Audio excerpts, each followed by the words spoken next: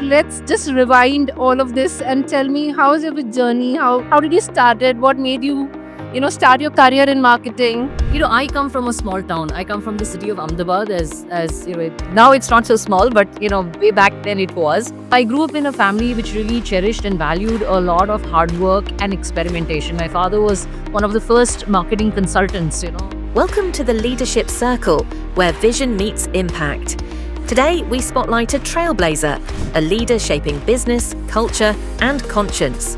From Wipro to Dell and now at Capgemini, her journey spans 25 years of transformation. How do you align the business growth with your social responsibility? Because you've been a CMO and now you're in the social responsibility role, right? So how do you align both of these, especially in large, complex organizations like Capgemini? Besides the leadership commitment is to make sure that you have the right metrics, you have the right governance systems. We are present in 50 countries across the globe, so really the times have changed dramatically. Earlier people would do some kind of a small study survey and think that they understand their employees. Today you need to be listening to your employees every single day. We have a very strong presence in India. We have more than 175,000 employees across 30 cities in India.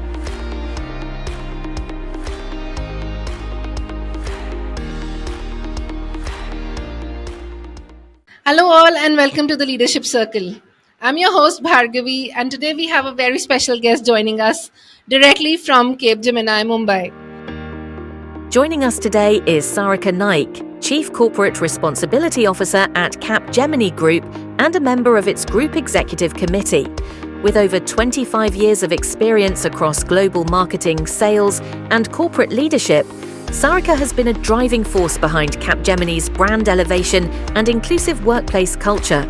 Prior to her current role, she served as CMO and chairperson for diversity and inclusion in India, and has held key leadership positions at Dell and Wipro.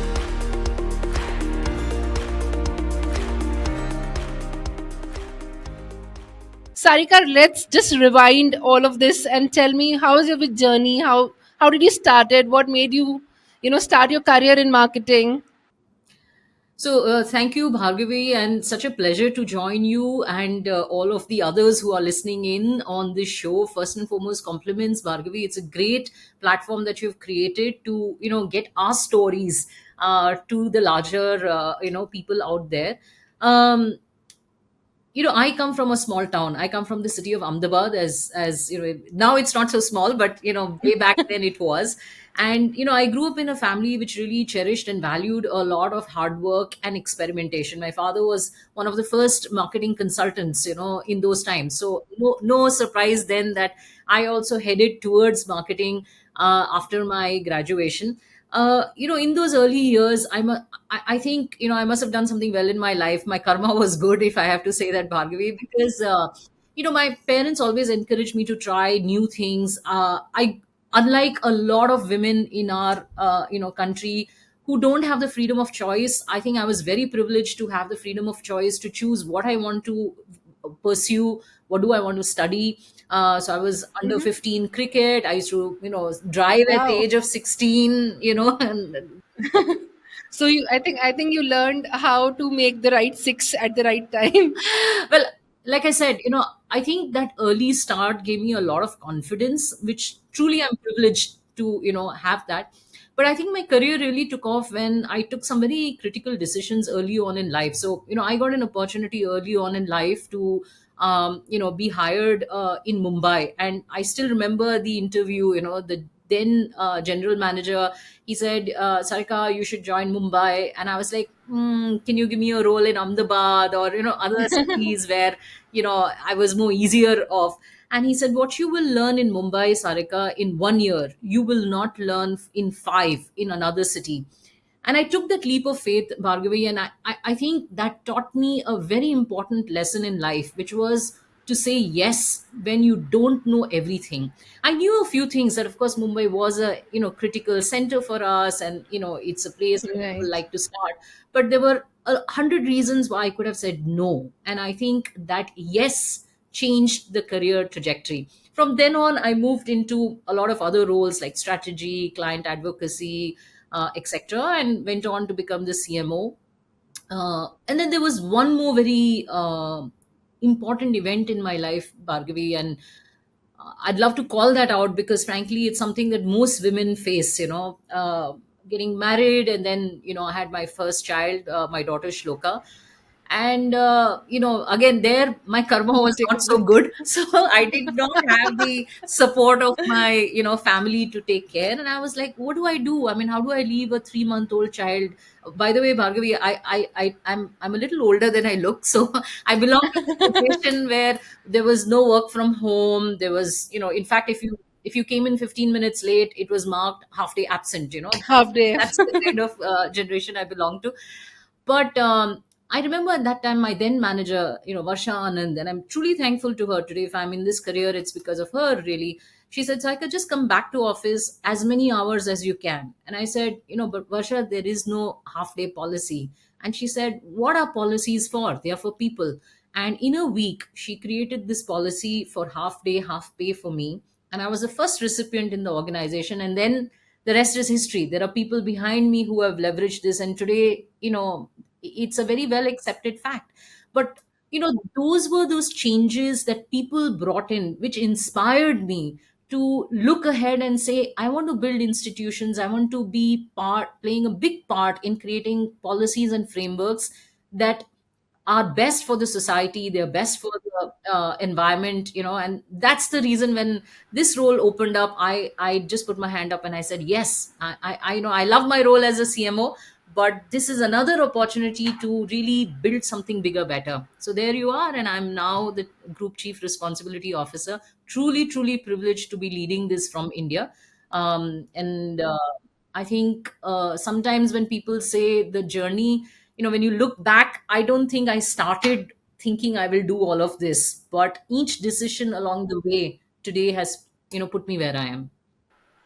So I think you put it very clearly, the entire journey, how the role changed, how the role evolved, and how you reached today where you are. Right? I mean, absolutely starting something and then just raising hand to become something else just because you are a people person. I mean, I can truly understand that you are a people focused person with the one simple answer that you just gave me. So, Sarika, that also comes to my next question. Like, you've been changing roles in the organization, and it's great learning also, right? When you change roles. But what is it one thing that you want to suggest to your younger you that you would have done differently during that young age that would have shaped it to become something else? Yeah. So, Bhargavi, like I said, today it seems like a very good story. I started in sales, I moved on to corporate roles. I did, process, client advocacy, Right. marketing, then corporate responsibility. But frankly, it wasn't really how I thought my career would span out. It happened because of a couple of things. One, I think I constantly try to think that how do I, and yes, my general nature is after some point I get tired of the same thing. So I was constantly looking at I think something that's a new. marketing people nature. Yeah, Don't you see that as a common pattern? absolutely. And the other thing was, so I would seek something new, but the new was not something diagrammatically different. I would like to build on my experience. So when I was in sales, I understood, how our clients, what do they need, how, the art of listening. That's such an important thing. In marketing, people think we know it all, but actually, if you come from sales, you will know that any campaign, any program you make, you have to first understand the customer. So I moved on to things to build in my career. And more specific to your question on, what would I tell a younger Sarika if she were starting again, I would just say that don't wait for 100% surety. There were times in my life when I was like, oh, I don't know, I'm doing so well in this, I'm recognized in this place. What if I change the role? What happens if I don't do well? There is no guarantee in life. There is no guarantee that what you're doing today, even Absolutely. that role will survive. And there is no guarantee that what you did yesterday, will that, is that your best? So I think have confidence in yourself. Yes, don't jump into something that is completely unknown, but take the risks. in life, and I keep saying this, Bhargavi, to a lot of young women in general, but men and women in in a general way, these are Hmm. the best years, these are the best times for us, and we should Right. make the most of it. Absolutely right, Sarika. When I say this is the best time, I think when you also started, you said that, the age is different, the work from home things, and all of those things have changed so much right now. But I think the availability of everything right now in just chat away, like a chat GPT or this AI tools, and everything has made everything so simple in life that risk taking capacity should be doubled up now for anybody. Like, if you don't know something, you have a backup support system who can teach you everything, right? Absolute. It's very interesting you say that, Bhargavi, because during our time, the person who had an advantage was somebody who had the information, not necessarily who Right. was better skilled. Because if you knew which college to apply, if you knew what timeline, that person had an edge. Today, every single person has the same information at the tip of your finger, technically on the phone or the Right. laptop. So you are absolutely right. I mean, some of that has really kind of disappeared. Those gaps have disappeared, and new ones have emerged. Really, Yes, new things have definitely emerged now. So, Sarika, when I talk about all of those things, I also just wanted to understand, like, how do you align the business growth with your social responsibility? Because you've been a CMO and now you're in the social responsibility role, right? Now, how do you align both of these, especially in large, complex organizations like Capgemini? yeah.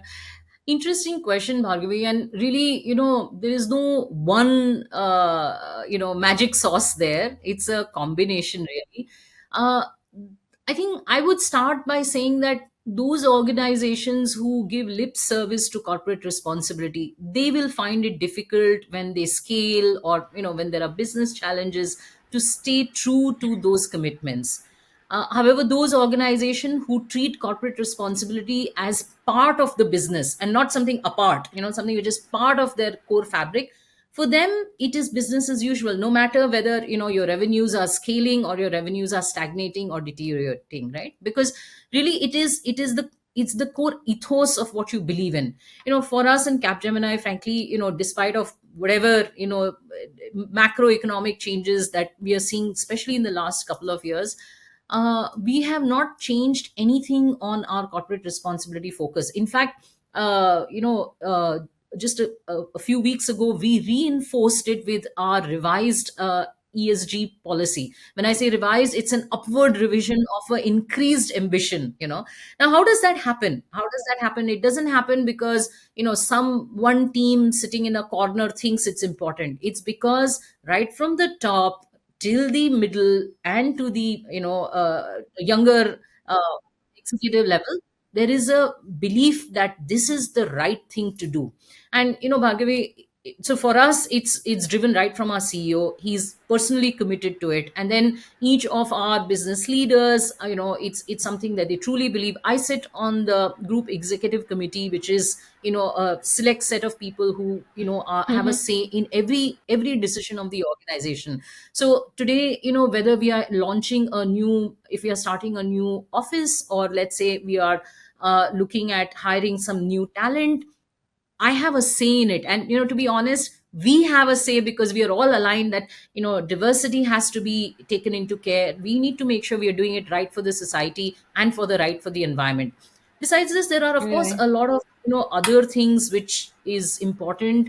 Besides the leadership commitment, is to make sure that you have the right metrics, you have the right governance systems. Capgemini as an organization, we are very entrepreneurial. So frankly, while at a group level we decide the overarching, broad commitment, we enable each of the countries to really take their, initiatives on their own.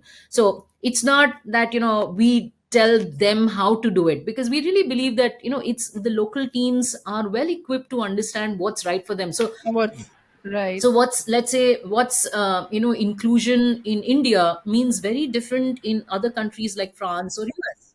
Can you add on, Sarika, some example, like a live case study where you can just highlight this in better way altogether for people to understand this? Like, for example, you're talking about India, let's say, right? So in India, let's say local team is deployed in Mumbai and there's a team in Bangalore. So what is the difference that you create between both the teams, or Yeah. So some example? yeah, Bhargavi, good, and I'm happy to share an example. And not just between cities in a country, but we are present in 50 countries across the globe. So you can imagine, Absolutely. what it means across the globe. So a very recent example, as you know, June is celebrated as a Pride Month globally. It's where we celebrate, and really celebrate the freedom of expression for people from all walks of life. So, whether it's LGBT, whichever way we say that, we celebrate people as they are. Now, this is the core philosophy of Capgemini, that we welcome people to bring their whole self to work. We do not discriminate basis their sexual preferences, gender, race, ethnicity. And when we celebrate Pride Month, right, we are conscious that in certain countries, the evolution of this particular concept is different, right? So in India, while there is a lot of awareness, right, it's not something that you will see on the streets. So in India, we encourage the local teams to create awareness sessions to help people understand what it means to be part of that community. We build allies. In more mature countries like Europe, we encourage people to have more open conversations. People often come out and they talk about their experiences being part of this community.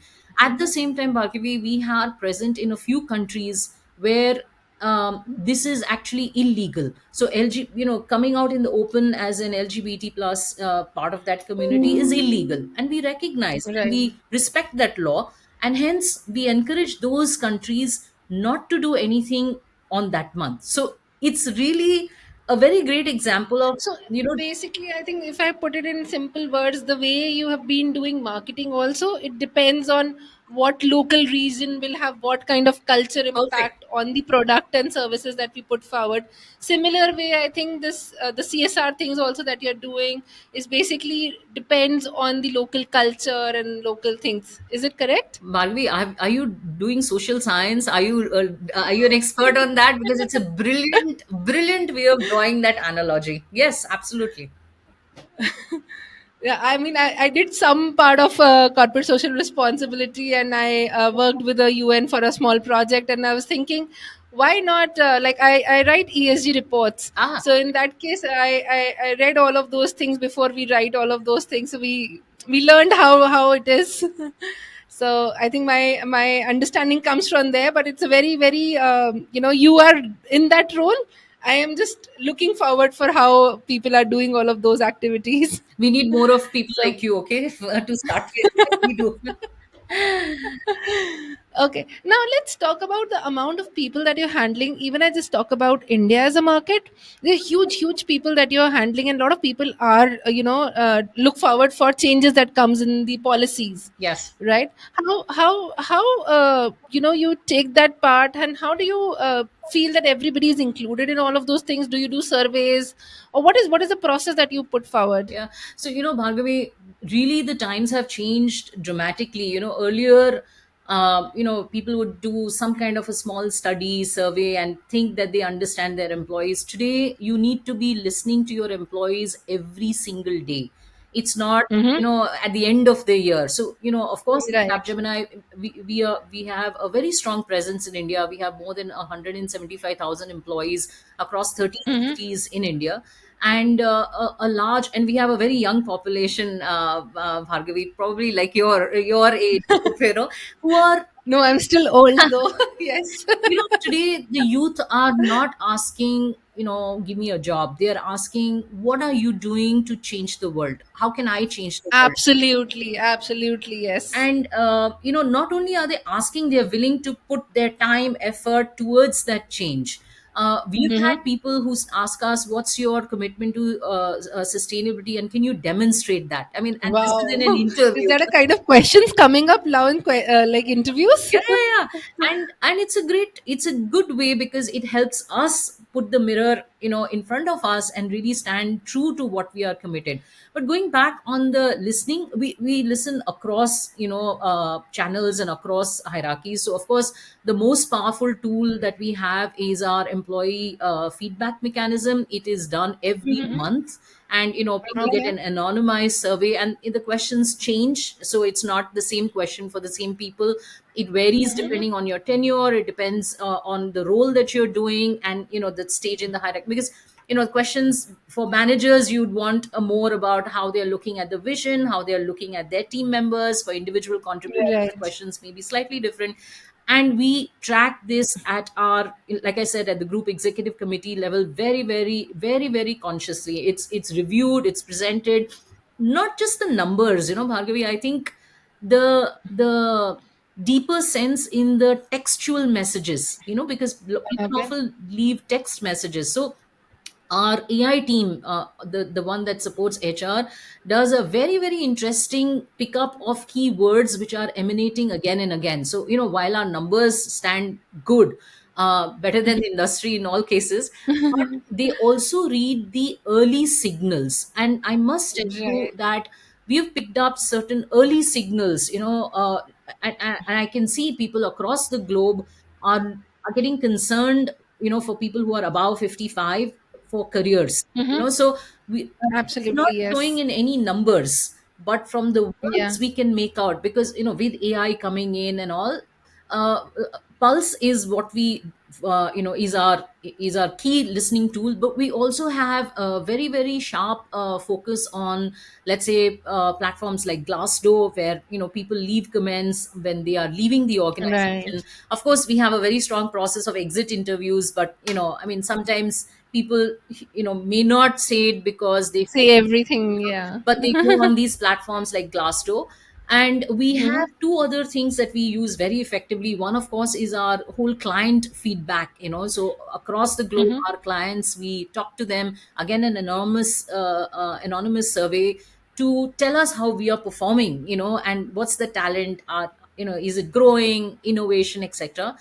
And of Right. course, we listen to a lot of analysts and external people who tell us what they are hearing from the market. So I would say it's Yeah. it, you know So I think you've created the entire 360-degree around listening. I must say that way, and that is shaping the communication that you're building, and that's shaping how you want to see things around. I think that's a very, very powerful thing, Sarika, because I think when we talk about, even in marketing, we want to listen to our customer, right? You rightly said in the starting, if we don't listen to anything, we're not able to curate anything which is absolutely, for them altogether, absolutely. right? So when you've created such a great environment, and I'm sure it's not easy to listen from every corner, but you're talking to me like external, internal, from client, from the projects that are going on. There's so much of data that you're gathering and accumulating to getting the right facts.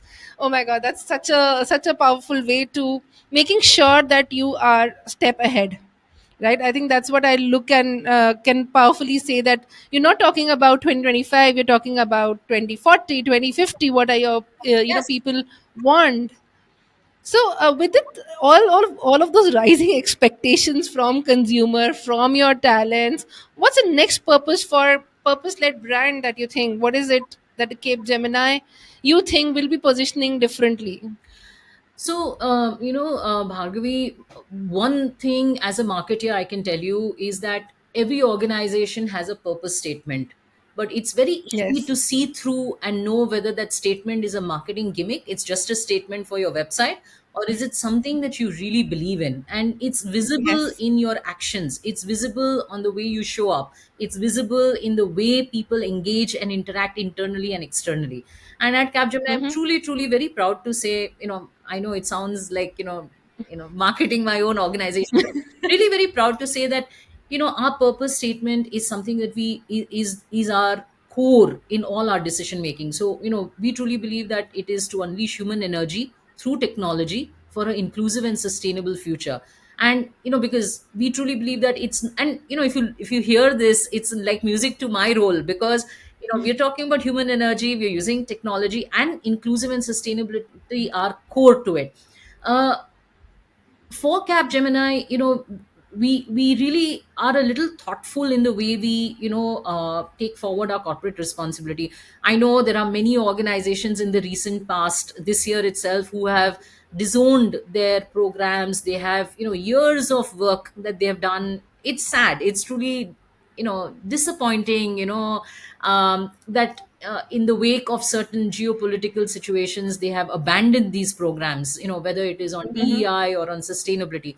For us, we in fact reassured that we will stand tall, and I told you we did our ESG policy as a Right. upward revision of our commitment. So for Mm-hmm. us, I don't see any changes in terms of anything going southwards. If at all, we will only increase our ambitions in order to make sure that we leave a better society, a better planet. Sarika, but see, I will tell you that Capgemini as a company has all the resources to put things in place, right? What about smaller startups that come in? How can they start, and what is everybody see? As you rightly said, we put down the vision in this starting just for the website purposes, and that's true because when I build a lot of websites, a lot of content around, I keep doing that after talking to CEOs. Okay, this is the line is coming again and again. This is what I think is running in the CEO's mind, and that's what they want to come up with. But 90% times, yes, people don't take action on that, right? So how a smaller firms, which are, I mean, you see the economy is moving a lot towards startups also, Yes. right? How can they start small, and what is it that you would suggest people who don't have that kind of budgets in place and things in place, but can still contribute towards the environment, can still start small and make it as a part and a habit? Because as you also pointed, people will start asking about all of those things with time to Yes. any employer, Yeah. So right? Bhargavi, in this initiative, which is about being doing good for the society and for the planet and our people, size does not matter. No matter, in fact, the larger the size, the more complex it becomes. But I think when you are younger, smaller in size, I think when you lay down the core principles, then truly believe in it, rather than just a like a phrase to use, I think Uh-huh. there is an opportunity for everyone, big or large, small or large organization, to contribute. And a few examples, very simply, like I lead, as part of corporate responsibility, we also have programs under digital inclusion, which is basically giving back to the community which are economically underprivileged, and Mm-hmm. of course, we do a lot of work in India because there's a Mm-hmm. tool that helps us, assign budgets towards it. But when I look at Right. it globally, we do equal amount of work there through volunteering. So our employees globally identify programs where they can volunteer and they can give back to the society. And in fact, the programs are very similar if you look at it. So what I'm trying to say is, sometimes it's not really the budget alone, it's the intent.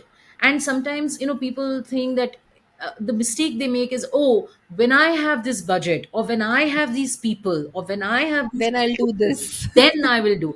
Actually, it just starts by saying, spend 2 hours, once a month to start with. Even very simple things, Yeah. Bhargavi, like I don't know how many people know this, but the books that our kids use, we just destroy, throw them out, right?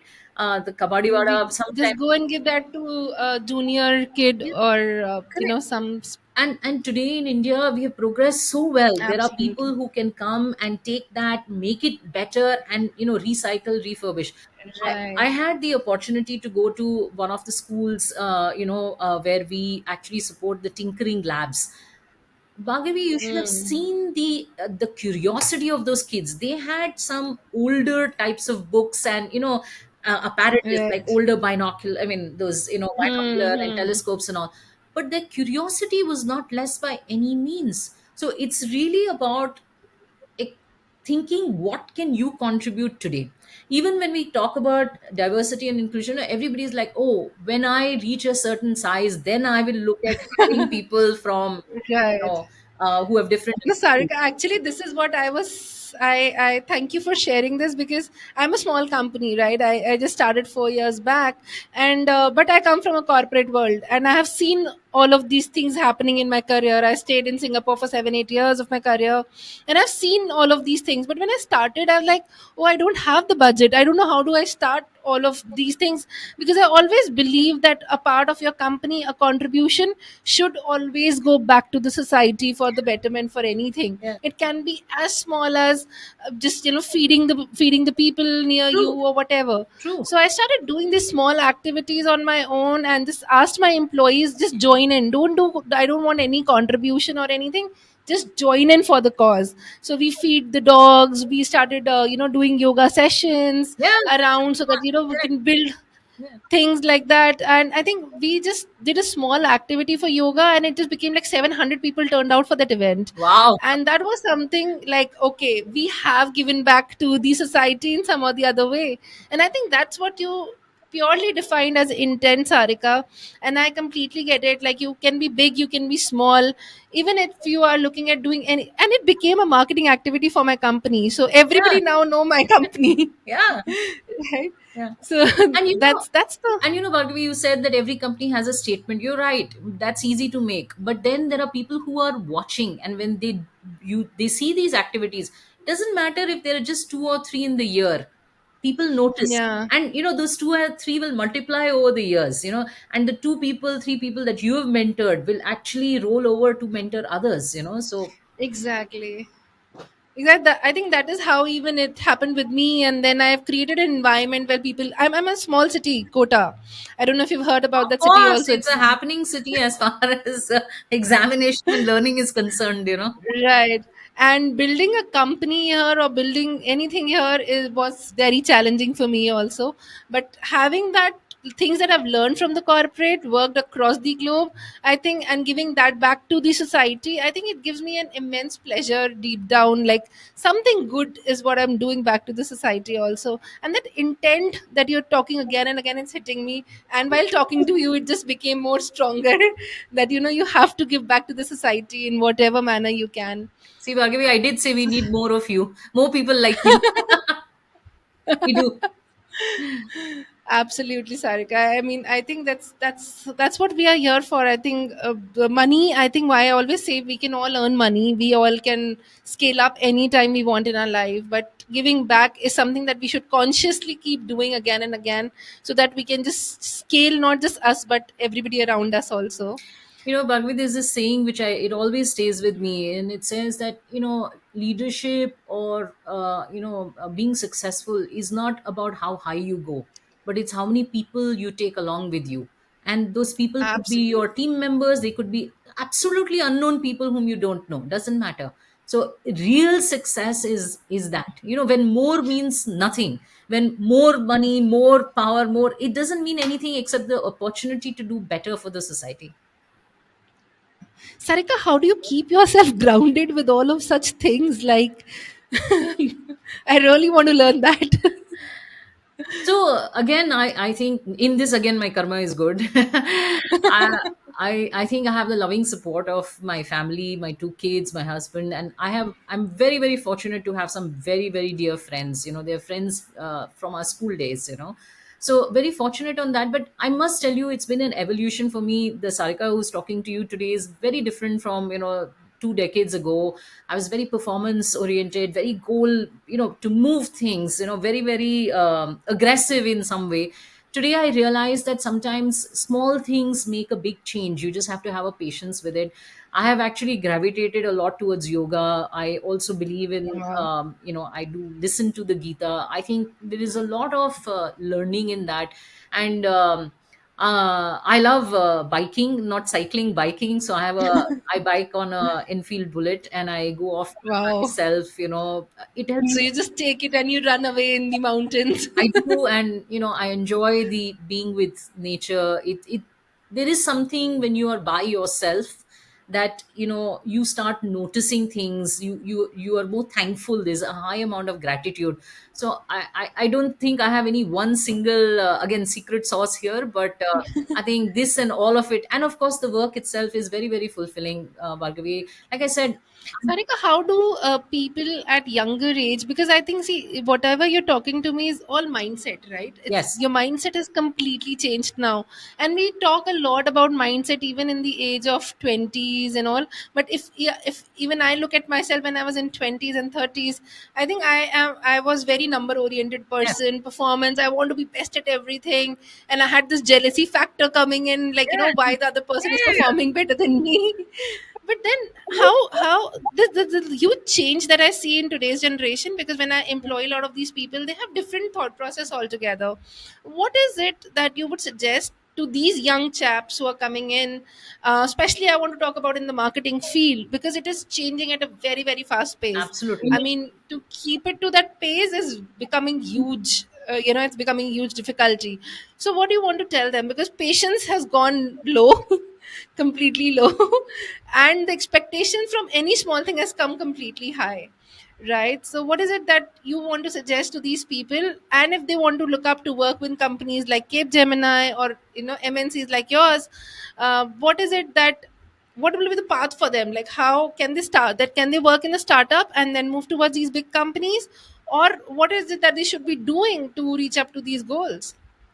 So, many questions in that question. So, let me try and see what I can address. Bhargavi, the first thing I would say is yes, the world is not what it was when I entered the workforce. One of the things, and this is a cliche, the only constant is change. And hence, adapting yourself for the change, keeping yourself understanding what is this change and what does it mean, right? For me, is important for any person, young or old, to know, but more so for the younger folks, because in some way they are entering a very fast paced kind of a change environment. So that would be one. The second, I think, and sometimes people say it comes with age. I don't think so. I think it's just the if you're exposed to these environments where you understand that everybody's journey is different. You're right. At some point in time, I used to think I have to be ahead of somebody else. Actually, it's not about being ahead of somebody else. It's being the best version of yourself. Of It's being the yourself. best version of who I can reach. But why do we learn this in 40s? And I know it is difficult. I won't say it is something easy. It's easy for me to say it today, after so many years. But if somebody had sat me down and explained to me that, Sarika, everybody's starting point is different and hence their journey is different, I probably would have understood. For me, when I joined the workforce, it's like, oh, everybody of you have gone through engineering, everybody has done MBA, so all of you are the same. No, we're not the same. Our goals are different. Our ambitions, our dreams are different. So I think recognizing that is very important. I think one of the other things which younger folks, I would strongly ask them to is, many times they are by themselves, like they do not open up. There is this false sense of achievement, there's a false sense of being happy in life. I think the one person you can never lie to is yourself. So take the time to really talk to yourself, connect with yourself and understand what is it that you really want in life, and in that, what are you doing to move forward. The last part which you said is how people, what is the path. So first and foremost, it happened that I always worked with large corporates. Given a choice, I would have picked startups. During my time, there were no startups. But what I would like to say is that every experience teaches you something. So focus on the learning, don't focus on the size of the organization alone. But make sure that you are constantly seeking opportunities. You're not, and when we say seeking opportunity, don't change every year. That doesn't, you don't learn anything. And people, I have people, Bhargavi, who come up to me and say, I've learned all that I have to learn about this in a year. And I'm like, uh, yes, you've learned a lot, but it's wrong to say you've learned everything. I'm not saying 2 years is good, 3 years is good. You will know when you've stopped learning in that role. That's the time Yeah. you seek out, right? Again, I would also say that large corporates, they have their benefits, they have their strength, they have their skill, but they are also a little slower compared to the startups, which are more nimble, more, you do everything in there. So again, ask Yeah. yourself, what do you want to do, and then take a call. Don't, again, it's all about what do you want, Yeah. and decide basis that. Absolutely right. I think the last point is absolutely right. We fail fast, we learn fast, and we grow faster in our startups. But at the same time, in MNCs, probably the project will go longer. And then by the time you decide, okay, you want to, the project is not scaling up, I think it's just 2, 3 years Yeah, of timeline already. correct. So, yes, absolutely right. Learning all of those things, Sarika, from you is really an eye opening for me. And I think it's a lot of eye opening for a lot of people out there, because people want to understand. I think people should understand that, you are the better you learn yourself in and out. The more you talk to yourself, the more you decide this is what you want to achieve in life, the purpose will drive you for everything. I Absolutely. think that's my key learning with you, Sarika, today, Thank you. and Thank you. hope to drive some bike rides with you. Definitely, I'd love to have a partner, join us, join me for that. But the pleasure has been mutual, Bhargavi, and I do want to compliment you again. Thank You're you. a good example of when you stay committed to what you believe in, right? It doesn't matter, in terms of the speed or, the things scale and people do notice. So, congratulations to you as well, and wishing you and the team all the Thank very you. best always. Thank you so much, Sarika. I think these are the motivation things that we look forward for, and I'm building the entire community so that we can just be together, and wherever possible, we help each other to scale, to grow.